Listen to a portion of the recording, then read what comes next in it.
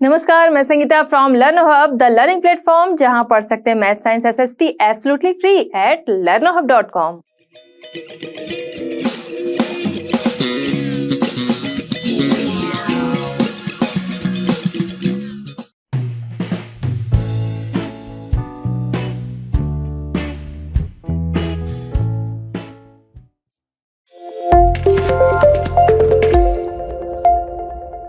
चलिए बच्चों, हमारा आज का चैप्टर स्टार्ट करते हैं। क्वेश्चन नंबर 1 हमारा है, describe the circumstances leading to the outbreak of revolutionary protest in France. Question हमारा क्या कह रहा है, फ्रांस में रेवोल्यूशनरी प्रोटेस्ट किन सर्कमस्टेंसेज में स्टार्ट हुआ। ठीक है, फ्रांस में रेवोल्यूशनरी प्रोटेस्ट जो था वो किन परिस्थितियों में शुरू हुआ। तो क्या था, अगर हम देखें रेवोल्यूशन, सिर्फ हम पहले रेवोल्यूशन की बात करेंगे तो कहीं का भी रेवोल्यूशन देखें हम किसी भी कंट्री में, तो रेवोल्यूशन जो होता है वो अचानक से नहीं होता है। कोई भी क्रांति जो होती है अचानक से नहीं आ जाती है। उसके लिए क्या होता है, पिछली बहुत सारी परिस्थितियां होती हैं जो उसके लिए जिम्मेदार होती हैं। लोगों के अंदर बहुत सारी नाराजगी होती है, बहुत सारी शिकायतें होती हैं, बहुत सारा गुस्सा होता है। अचानक से नहीं कोई क्रांति शुरू हो जाएगी। कोई क्रांति शुरू होती है उसके पीछे बहुत लंबे टाइम से कुछ ना कुछ चल रहा होता है लोगों के अंदर, और वो अचानक से रेवोल्यूशन का रूप ले लेता है। वही चीज हमें फ्रांस में भी देखने को मिलेगा। बहुत सारे रीजंस थे जिनकी वजह से क्या हुआ, फ्रेंच रेवोल्यूशन स्टार्ट हुआ। बात करेंगे आर्बिट्रेरीनेस ऑफ किंग्स। कहीं पे भी मोनार्की देखें वहां पर रेवोल्यूशन हुआ। किस वजह से हुआ, क्योंकि राजाओं की मनमानी। राजा जो था वो अपनी मनमानी कर रहा था, अपने अकॉर्डिंग चीजें करता था। किस पे टैक्स लगाना है, किस पे नहीं लगाना है, कौन सी चीजें कैसे करनी है, अपने ऊपर कितना खर्चा करना है, ये सारी चीजें क्या थी, राजाओं की जो मनमानी होती है वो क्या करती है, वो बनती है रेवोल्यूशन का पार्ट, रेवोल्यूशन का रीजन बनती है। तो वही चीज यहाँ है कि राजाओं की जो मनमानी थी उसकी वजह से ये हुआ। फिर आगे वेस्टेज बाय किंग के द्वारा बहुत ज्यादा वेस्टेज था। अपनी सुख सुविधाएं देखनी है, रानी बहुत शौकीन थी, उनके ऊपर खर्चे थे। महल बहुत ज्यादा आलीशान था तो उसकी देख रेख, उसकी साफ सफाई, उसे मेंटेन रखना, उस पर बहुत ज्यादा खर्चे हो रहे थे। सोशल इनइक्वालिटी बहुत ज्यादा थी। कैसे, फर्स्ट एंड सेकंड स्टेट जो सोसाइटी थी वो 3 स्टेट में बटी थी। फर्स्ट में कौन आता था, क्लर्जी ग्रुप आता था। ठीक है, फर्स्ट स्टेट में क्लर्जी ग्रुप आता था। सेकंड में कौन आता था, सेकंड में नोबेल्टी ग्रुप आता था। ठीक है, फर्स्ट में क्लर्जी ग्रुप, सेकंड में नोबेल्टी ग्रुप आता था। थर्ड में कौन आता था, थर्ड स्टेट में बाकी लोग आते थे, जैसे कि आर्टिसंस हैं, पेजेंट्स हैं, टीचर, लॉयर, ऑफिशियल्स, वो सभी आते थे थर्ड स्टेट में। अब जो थर्ड स्टेट के लोग थे तो उन्हें ही टैक्स पे करना पड़ता था। ये सबसे बड़ी वहां पर इनइक्वालिटी थी कि जो टैक्स पे करना पड़ता था वो जो थर्ड स्टेट के लोग थे वो। तो लोगों के अंदर क्या होगा, लोगों के अंदर नाराजगी होगी कि फर्स्ट एंड सेकंड ग्रुप के जो लोग हैं सारी सुख सुविधाएं वो उठाएं और टैक्स जो है वो सिर्फ कोई एक ग्रुप ही पे कर रहा है। तो इस वजह से इनके अंदर काफी नाराजगी थी। तो सोशल इनइक्वालिटी थी। इसके अलावा अगर हम देखें कैसे थी, आगे भी हम देखते हैं कि इस रेवोल्यूशन के बाद भी देखते हैं कि वुमेन की कंडीशन या पुअर पीपल जो हैं वहां पर भी बराबरी नहीं आती है। तो यहाँ पर क्या है, थर्ड स्टेट जो था उसे ही टैक्स पे करना पड़ता था, तो यहाँ पर इनइक्वालिटी थी। लाइवलीहुड क्राइसिस, पॉपुलेशन जो थी वो तेजी से बढ़ रही थी, जिससे कि जीविका के जो संसाधन थे उसमें कमी आने लगी। कमी कैसे आने लगी, वो तो उतने ही रहेंगे, या फिर हो सकता है कि फसल खराब हो गई किसी भी वजह से, तो वो जो काम होते थे वो बंद हो गए या फिर कम हो गए। तो इसकी वजह से क्या हुआ, लाइवलीहुड क्राइसिस जो थी वो आ गई। अब क्या हुआ, एक एक करके बहुत सारे सर्कमस्टेंसेस बन रहे हैं जो कि रेवोल्यूशन का रूप ले लेते हैं। फिर आगे इकोनॉमिक प्रॉब्लम थी। राजा जो था अपने ऊपर खर्चा करता था, रानी की जरूरतें पूरी होती थी, महल को मेंटेन करना था, उसमें खर्चे होते थे। उसके अलावा लोन अच्छा खासा था, और उसी समय अमेरिका का फ्रीडम चल रहा था, वहां पे स्वतंत्रता क्रांति चल रही थी। उसके लिए इन्होंने क्या किया, उन्हें अच्छा खासा उनकी हेल्प की। कैसे, इकोनॉमी से काफी हेल्प की। तो वहां उसके लिए इन्होंने क्या किया, लोन लिया। अपने पास खुद ही पहले से लोन है, उसके अलावा अमेरिका की हेल्प के लिए इन्होंने क्या किया, लोन लिया। अब इन्हें क्या करना है, इंटरेस्ट रेट, लोन तो चुकाना ही, इंटरेस्ट रेट चुकाना है, और लोन जो इतना बढ़ गया तो उसकी वजह से इंटरेस्ट रेट भी जो था वो काफी ज्यादा हो गया। अब यहाँ पर क्या हुआ कि इनकी इकोनॉमिक कंडीशन जो थी वो काफी ज्यादा बिगड़ने लगी, क्योंकि इन्हें क्या करना है, बाकी चीजें भी देखनी है, अपनी चीजें मेंटेन करनी है, लोन चुकाना है, बाकी यूनिवर्सिटीज़ हैं, ऑफिसेज हैं, उन सबको भी तो देखना है। तो अब इनको क्या लगा कि उन चीज़ों को मेंटेन करना है, तो इकोनॉमिक प्रॉब्लम जो थी वो काफ़ी ज़्यादा आ गई। उसी समय क्या हुआ, ड्रॉट वगैरह हो गया किसी वजह से, और वहाँ पर क्या हुआ कि खाने पीने की भी कमी होने लगी। जो उनका मेन फूड था ब्रेड, उसकी कमी होने लगी, उसके लिए बहुत ज़्यादा मारामारी होने लगी। तो ये सारी चीज़ें जो थी, इनकी वजह से इकोनॉमिक प्रॉब्लम हम देखते हैं कि वो वहाँ पर उस समय में काफ़ी हो गई, जिसने कि रेवोल्यूशन में अच्छा खासा उसकी भी भूमिका रही। फिर आगे देखते हैं रेजिंग टैक्सेस बाय लुइस 16। अब इकोनॉमिक कंडीशन तो उनकी काफ़ी बिगड़ चुकी थी। जो भी उनका बजट था, वो बजट कहाँ पे खर्चा हो रहा था, वो बजट खर्च हो रहा था जो उन्होंने लोन ले रखा है, उस पर लोन पे करने में, उसका इंटरेस्ट रेट इतना ज़्यादा था, उसे पे करने में उनका बजट जो था वो वहीं जा रहा था। बाकी चीज़ें, बाकी ज़रूरतें पूरी करनी है, यूनिवर्सिटीज़ को देखना है, ऑफिसेज़ को देखना है, वो सारे खर्चे कैसे आएंगे। तो इसके लिए इन्होंने तय किया कि हम लोग टैक्स बढ़ा देंगे। टैक्स बढ़ा देंगे, किस पे बढ़ा देंगे, अपने ऊपर बढ़ा देंगे? नहीं, फर्स्ट एंड सेकंड ग्रुप जो था वो टैक्स नहीं देता था। ये दोनों जो थे फर्स्ट एंड सेकंड, ये टैक्स नहीं देते थे, थर्ड ग्रुप सिर्फ देता था। अब इन्हें टैक्स बढ़ाना था, तो किसके ऊपर बढ़ाना था? फिर से इसी थर्ड ग्रुप के ही ऊपर इन्हें टैक्स बढ़ाना था। जैसे पीजेंट्स वगैरह थे, लॉयर थे, टीचर्स थे, ये सब थे, तो इनके ऊपर ही टैक्स बढ़ाना था। तो ये सब क्या है, अब थर्ड ग्रुप जो है वो देखेगा, वो नाराज होगा ही कि हम पहले से टैक्स पे कर रहे हैं, उसके बाद और ज्यादा। तो इसके लिए क्या किया गया, बैठक बुलाई गई। अब जब वहां पर बैठक बुलाई गई, मीटिंग हुई, तो उस मीटिंग में भी कुछ ऐसा होता है कि जिसकी वजह से इन चीज़ों ने काफ़ी रफ्तार पकड़ी, मीन्स इस रेवोल्यूशन ने काफ़ी रफ्तार पकड़ी। यहाँ पर क्या हुआ, जब टैक्स के लिए बैठक बुलाई गई, वहाँ थर्ड स्टेट जो था वो किसी वजह से नाराज़ हो गया। हम अभी उस पर आगे के क्वेश्चन में बात करेंगे। तो ये सारे सर्कमस्टेंसेस थे जिनकी वजह से फ्रेंच रेवोल्यूशन की शुरुआत हुई। इकोनॉमिक कंडीशन भी हम देख रहे हैं बिगड़ी, सोशल इनइक्वालिटी भी है, इकोनॉमिक प्रॉब्लम है ही, लाइवलीहुड क्राइसिस है, वेस्टेज वाइकिंग है, एंड आर्बिट्रेरीनेस ऑफ किंग्स है। तो ये सारे चीजें मिलके, ये सारे सर्कमस्टेंसेस मिलके क्या करें, फ्रेंच रेवोल्यूशन की शुरुआत इसी से हुई। चलिए बच्चों देखते हैं क्वेश्चन नंबर 2। क्वेश्चन नंबर 2 हमारा है, which groups of French society benefited from the revolution, which groups were forced to relinquish power, which section of society would have been disappointed with the outcome of the revolution. ठीक है, question हमारा क्या कह रहा है कि आपको बताना है रेवोल्यूशन हुआ, कौन सा ग्रुप जो था उसे इससे बेनिफिट हुआ, कौन सा ग्रुप था जिसे अपनी सत्ता छोड़नी पड़ी, कौन सा ग्रुप था जो इससे डिसअपॉइंट हुआ। ठीक है, सबसे पहले हम बात करेंगे जो जिस ग्रुप को बेनिफिट हुआ जो थर्ड स्टेट के रिच पीपल थे, थर्ड क्लास के जो रिच पीपल थे, उनको इससे फायदा हुआ। कैसे हुआ समझेंगे। अभी पहले हम बात कर रहे थे कि क्या हुआ कि टैक्स को बढ़ाने पे बात हुई, जिसके लिए क्या किया गया, मीटिंग बुलाई गई। अब उस मीटिंग में first group, second group and third group, यानी तीनों स्टेट के लोग वहां पर इकट्ठा हुए। ठीक है, वहां पर जो फर्स्ट ग्रुप था उसके मेंबर्स की का नंबर था, वो था 300। ठीक है, फर्स्ट ग्रुप के मेंबर्स थे 300, सेकेंड ग्रुप के मेंबर्स थे 300 एंड थर्ड स्टेट के जो ग्रुप थे वो थे 600। अब वहां पर जो वोटिंग होनी थी वो कैसे होनी थी, हर ग्रुप का कोई एक रिप्रेजेंटेटिव होता, वो जाकर वहां पर वोट करता। मेंबर्स तो 300 है, बट यहां से वोट जो पड़ेगा वो वोट कितना पड़ेगा, 1 पड़ेगा। सेकेंड ग्रुप से वोट पड़ेगा 1 पड़ेगा। थर्ड ग्रुप से वोट पड़ेगा कितना, ये तो 600 है, ये 300 है, ये 600 है, तो इनका वोट पड़ेगा कितना, 2 नहीं पड़ेगा, इनका वोट पड़ेगा 1। यही चीज यहाँ पर नाराजगी का कारण बन गई कि टैक्स भी ये पे कर रहे हैं।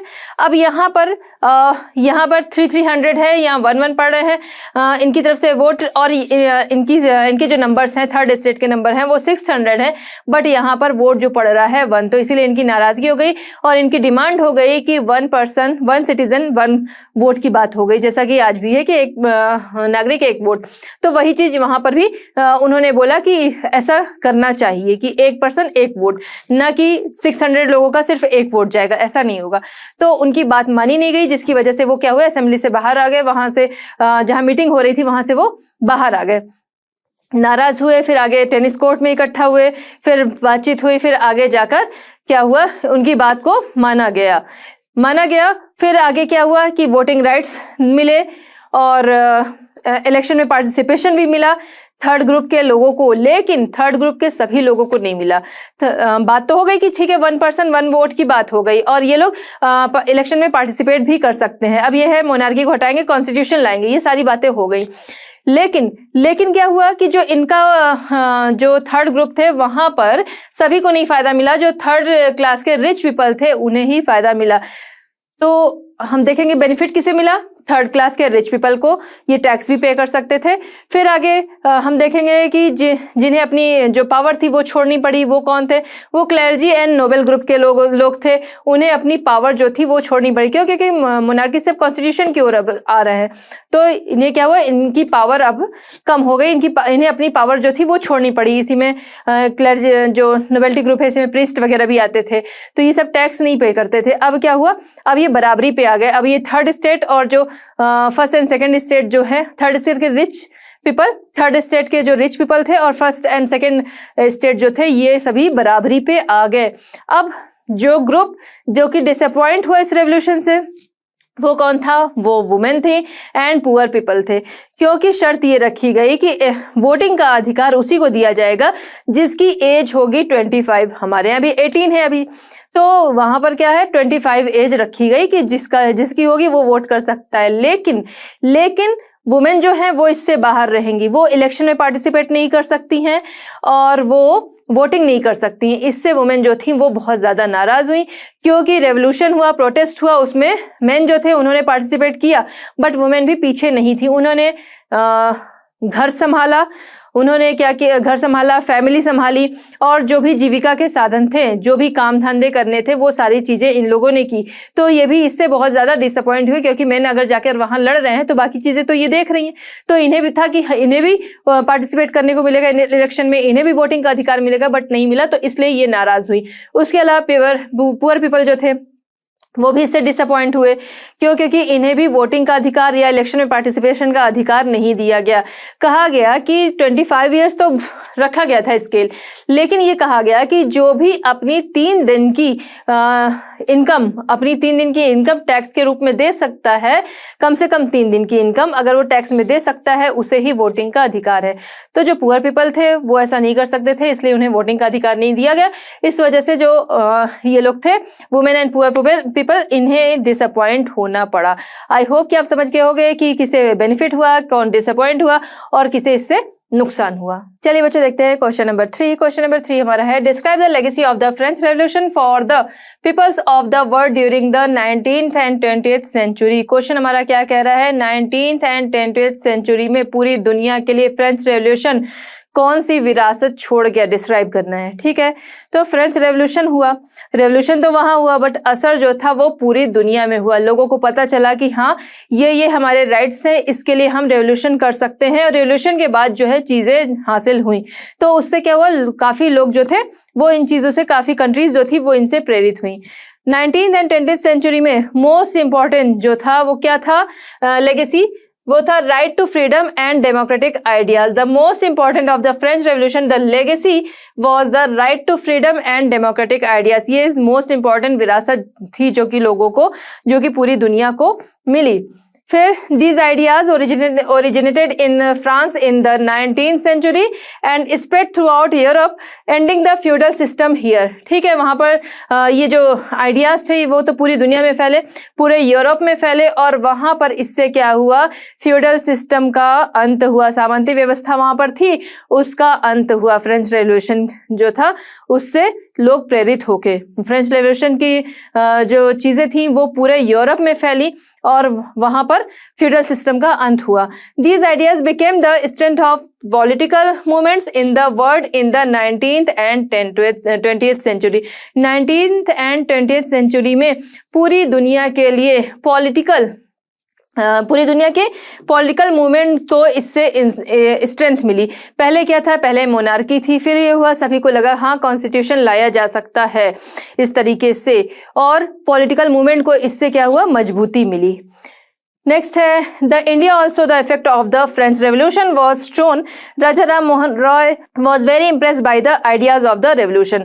ठीक है, तो ये इसका असर जो था वो पूरी दुनिया पे था, इंडिया पे भी था। वहाँ पर इंडिया में राजा राम मोहन रॉय, जिन्हें कि हम सभी जानते हैं, वो इससे काफ़ी इम्प्रेस हुए, ठीक है। तो उनके जो आइडियाज़ हैं उसमें इस रेवोल्यूशन का काफ़ी झलक देखने को मिलती है।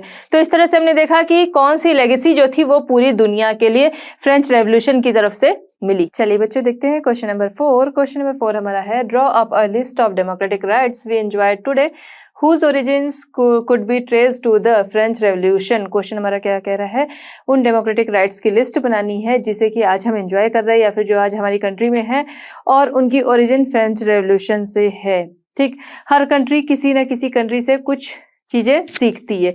तो हमारे डेमोक्रेटिक राइट्स जो कि अगर हम देखें तो ओरिजिन उसकी फ्रेंच रेवोल्यूशन से, फ्रेंच रेवोल्यूशन जो आया उसके बाद बहुत सारी कंट्रीज़ ने उससे सीखा, बहुत सारी जगहों पे उस तरीके के रेवोल्यूशन जो हैं उसके बाद आए। तो अगर हम देखते हैं कि कौन से हैं वो राइट्स, तो उसमें सबसे पहले आता है right to equality. Right to equality, सभी के लिए बराबरी का कानून, सभी के लिए बराबरी की जॉब अपॉर्चुनिटी, कोई भी किसी भी जॉब को कर सकता है। तो ये सारी क्या है, हमारे यहाँ राइट टू इक्वलिटी है। यही चीज़ उस समय में डिमांड हुई थी कि जो सोसाइटी थी वो 3 पार्ट्स में डिवाइडेड थी, ठीक है ना। सोसाइटी जो थी वो क्या थी, 3 पार्ट्स में डिवाइडेड थी। फर्स्ट पार्ट में कौन लोग आते थे, फर्स्ट पार्ट में वहां पर आते थे कौन लोग, जो कि क्लर्जी ग्रुप के थे, ठीक है, क्लर्जी ग्रुप के आते थे। सेकंड पार्ट में कौन आते थे, सेकंड पार्ट में या सेकंड एस्टेट जो था वो किनका था, नोबेलिटी ग्रुप का था, ठीक है। तो सेकंड में कौन आ गए, नोबेलिटी ग्रुप आ गए, ये आ गए। फिर थर्ड स्टेट में कौन आते थे, थर्ड स्टेट में हमारे आते थे, थर्ड स्टेट जो था वो भी थ्री अलग अलग उसमें डिवाइडेड था पार्ट में, लेकिन अगर कहें तो उसमें जो लॉयर थे, ऑफिशियल्स थे, टीचर्स थे, वो सभी इसमें आते थे। तो यहाँ पर भी कैटेगरी जो थी अलग अलग पार्ट्स में डिवाइडेड थी। फर्स्ट अगर हम देखें तो यहाँ पर लॉयर वगैरह आते थे, ठीक है, लॉयर, टीचर, ये सभी आर्टिसंस, ये सब लॉयर, टीचर, ऑफिशियल्स, ये सभी आते थे। तो ये आते थे। सेकंड अगर हम इसका पार्ट देखें तो सेकंड पार्ट में कौन आते थे, जो कि पेजेंट्स थे, ट्रेडर्स थे, ये सभी इसमें आते थे, ठीक है, पीजेंट्स, ट्रेडर्स, ये सब आते थे। थर्ड इसमें कौन आता था, थर्ड में आते थे जो स्मॉल थे, लैंडलेस पीपल थे, वो सभी इसमें आते थे, स्मॉल एंड लैंडलेस लोग, पेजेंट्स एंड लैंडलेस लोग, इस तरीके के जो सर्वेंट्स, वो सभी इसमें आते थे। तो यहाँ पर अगर हम देख रहे हैं first state clergy, second nobility and third में हमारे टीचर्स, आर्टिसंस, ये सभी आते थे।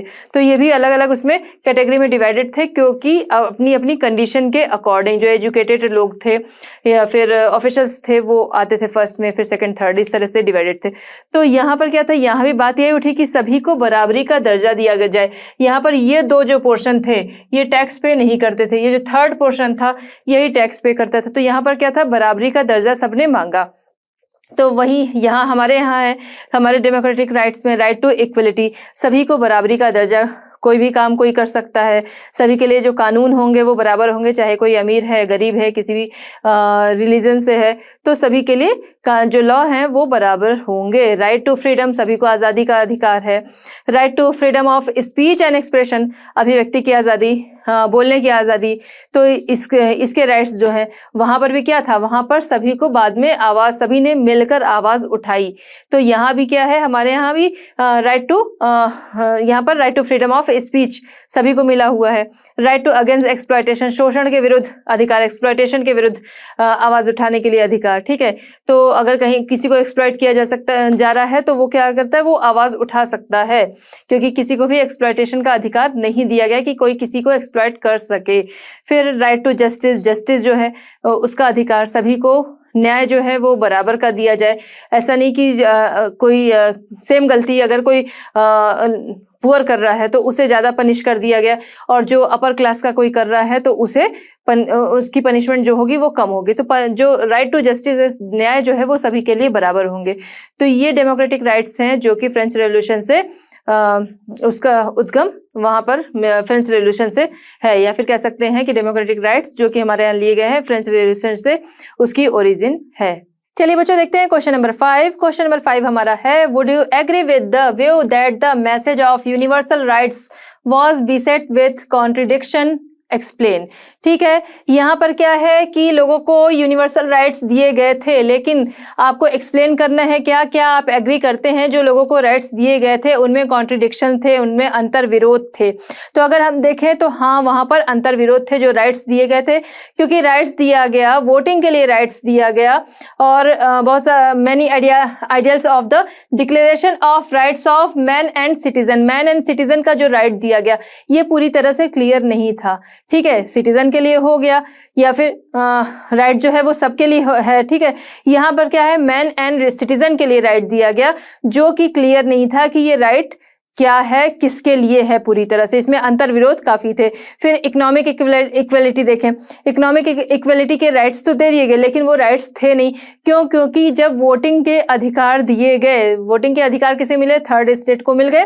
पहले क्या था, पहले फर्स्ट एंड सेकंड को था, थर्ड स्टेट नहीं वो था उसमें इन्वॉल्व। फिर इन्वॉल्व हुआ तो थर्ड स्टेट को जब वोटिंग के अधिकार वहां पर दिए गए तो क्या था, किसे दिए गए? जो थर्ड स्टेट के रिच पीपल थे उन्हें दिए गए, जो पुअर पीपल थे उन्हें, जो गरीब लोग थे उन्हें वोटिंग राइट्स नहीं दिए गए। उसके अलावा जो इलेक्शन में पार्टिसिपेशन था वो भी किसके लिए था? वो रिच लोगों के लिए था। पुअर लोगों के लिए न तो वोटिंग राइट्स थे और ना ही तो इनके लिए इलेक्शन में पार्टिसिपेशन था। तो यहाँ पर क्या है, इकोनॉमिक इक्वलिटी जो है वो नहीं दिखती है। इकोनॉमिक इक्वलिटी उन्होंने घोषणा की बट इकोनॉमिक इक्वलिटी वहां नहीं दिखती। Women were still regarded as the passive citizen, women जो थी वो पैसिव सिटीजन बन के रह गई, जबकि वो एक्टिव थी। क्यों? क्योंकि उन्होंने उस विद्रोह में साथ ना दिया हो, वहां वो उन्होंने ना गई हो, लेकिन उन्होंने फैमिली संभाली, उन्होंने घर संभाला, फैमिली संभाली। उसके अलावा कि जीविका के जो साधन थे, मतलब इनकम जो इकट्ठा करनी थी, इनकम चाहिए घर चलाने के लिए, तो वो सारी चीजें क्या थी, उन सारी चीजों में वुमेन जो थी वो इन्वॉल्व थी। वो पूरी तरह से एक्टिव पर्सन बन के रही, लेकिन जो राइट्स मिले वहां पर वुमेन जो थी वो पैसिव सिटीजन बन के रह गई। तो इस तरह से जो राइट्स आए उनमें बहुत सारे कॉन्ट्रडिक्शन, अंतर विरोध थे। चलिए बच्चों देखते हैं क्वेश्चन नंबर 6। क्वेश्चन नंबर 6 हमारा है, would you explain the rise of Napoleon. Napoleon के उदय को आप किस तरह से एक्सप्लेन करेंगे। ठीक है, नेपोलियन का उदय कैसे हुआ। तो नेपोलियन के उदय को अगर हम देखें तो पहले क्या था, पहले जैकोबिन सरकार थी, रेवोल्यूशन हुए, उसके बाद जैकोबिन सरकार आई। जैकोबिन सरकार जिन्होंने कि जो पुअर पीपल थे उन्हें भी वोटिंग के राइट वहां पर मिल गए। पहले हमने क्या देखा पहले के क्वेश्चन में कि वोटिंग का राइट मिला, लेकिन थर्ड स्टेट के जो रिच पीपल थे उनको मिला। यहाँ पर जैकोबिन सरकार आ गई, वहां पर जो पुअर पीपल थे उन्हें भी, या प्रॉपर्टी लेस थे उन्हें भी वोटिंग के अधिकार दे दिए गए थे। लेकिन जैकोबिन सरकार की इतनी ज्यादा क्रूरता थी कि उन्हें बाद में हटा दिया गया, और जिस गिलेटिन का वो यूज करते थे औरों को सजा देने के लिए, उसी गिलेटिन से उन्हें भी मार दिया गया। तो हम क्या देखते हैं कि जैकोबिन सरकार गिर गई, मतलब जैकोबिन सरकार गई। फिर उसके बाद क्या हुआ, न्यू कॉन्स्टिट्यूशन आया। न्यू कॉन्स्टिट्यूशन के तहत क्या हुआ कि जो प्रॉपर्टी लेस लोग थे, पुअर पीपल थे, उन्हें वोटिंग के अधिकार से वंचित कर दिया गया। इसके बाद लॉ आया किसका, दो काउंसिल के प्रोविजन का लॉ यहाँ पर लाया गया, और एग्जीक्यूटिव, या उसके बाद 5 मेंबर्स वाली एग्जीक्यूटिव डायरेक्टरी जो थी उसे अपॉइंट किया गया। ठीक है, हमने क्या देखा कि वोटिंग राइट्स छीन लिए गए, और फिर 2 काउंसिल का प्रोविजन लाया गया, और एग्जीक्यूटिव डायरेक्टरी, 5 मेंबर वाली एग्जीक्यूटिव डायरेक्टरी जो थी वो अपॉइंट हुई। कितनी? 5 मेंबर्स वाली एग्जीक्यूटिव डायरेक्टरी अपॉइंट हुई, जो कि trying to avoid 1 person centred executive. Jacobin के टाइम में क्या था, 1 पर्सन सेंटर्ड एग्जीक्यूटिव थे, यहाँ पर 5 पर्सन एग्जीक्यूटिव डायरेक्टरी अपॉइंट की गई। अब जब ज्यादा लोग हो गए तो उनमें क्या हुआ, उनकी बातों को लेके कॉन्फ्लिक्ट्स हुए, उनमें झगड़े होने लगे। इसी झगड़े की वजह से क्या हुआ, जो पॉलिटिकल इनस्टेबिलिटी थी वो बढ़ गई। उसके बढ़ने की वजह से क्या हुआ कि उनको हटाया गया, और वो सब मतलब हटे, और वहां पर नेपोलियन बोनापार्ट का हम उदय देखते हैं। आगे देखते हैं सत्ता में कौन आता है, नेपोलियन बोनापार्ट, क्योंकि यहाँ पर 5 डायरेक्टरी आ गई जिनके बीच में झगड़े जो थे वो काफी बढ़ गए। इसके बाद इसका फायदा उठाया नेपोलियन बोनापार्ट ने, और आगे सत्ता में हम किसे देखते हैं, नेपोलियन बोनापार्ट को। इसी तरह से हम देखेंगे कि नेपोलियन बोनापार्ट का उदय हुआ। तो बच्चों इस तरह हमारा ये चैप्टर होता है कंप्लीट। मिलते हैं नेक्स्ट चैप्टर नेक्स्ट सॉल्यूशंस के साथ at Learno hub. Learno hub free है पर बेस्ट है।